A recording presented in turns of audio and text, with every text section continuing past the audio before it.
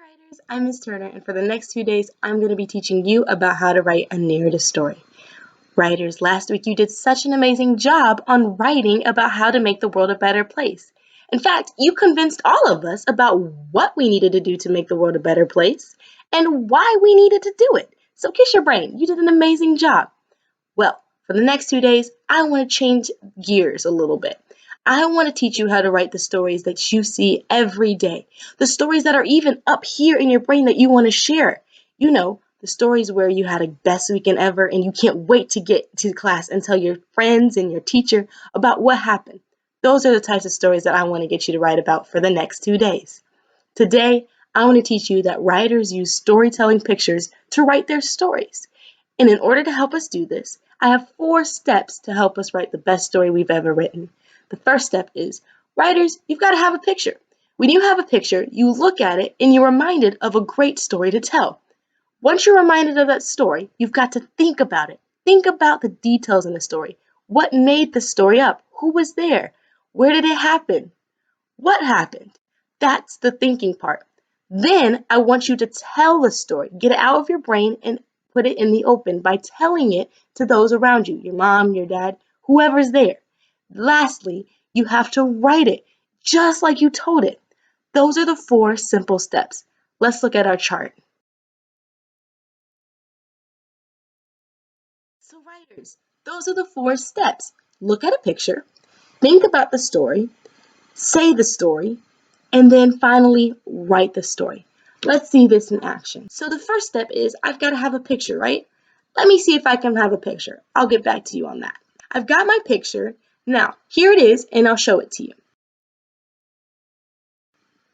With this picture, I've got to think, what is a story that I remember that I can tell? All right. What does it have in it? There's a boy, there's a girl, and what are they doing? They're cooking in the kitchen. I think I have the right story to tell. So I did step 1, I have a picture.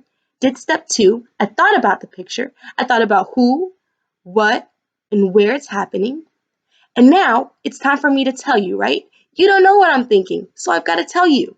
Are you ready to hear my story? It goes. One time, my brother and I were baking a cake for my mom's birthday when all of a sudden it exploded. It got everywhere, and my brother's face was covered in cake batter.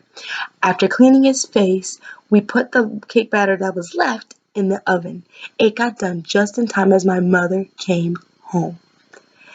When my mom opened the door, my brother and I popped out and said, "Surprise!"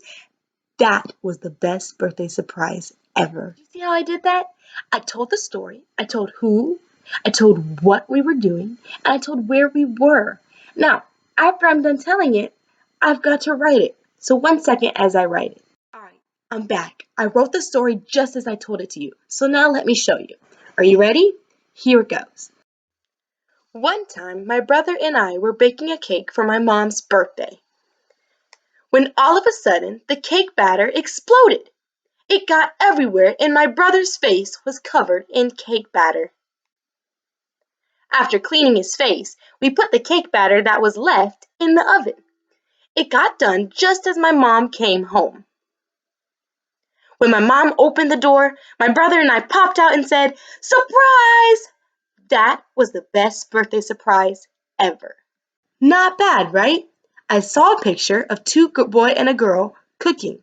It reminded me of me and my brother. So then I had to think about a story that I remember. I had to think who was with me, where were we, and what were we doing? And then once I thought about it, I had to tell you what I was thinking, and I told you my story. Then I went to the last step. I wrote the story just like I told it.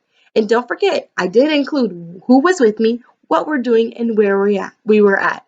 4 simple steps. Now I want you to try. I have a picture for you, so step 1 is done. Here's the picture. I want you to look at this picture and think of a story that it reminds you of. Once you're done thinking of that story, I want you to tell somebody the story that you're thinking of. When you're done telling the story to somebody, don't forget the last step. Write it down. Write it just like you said it.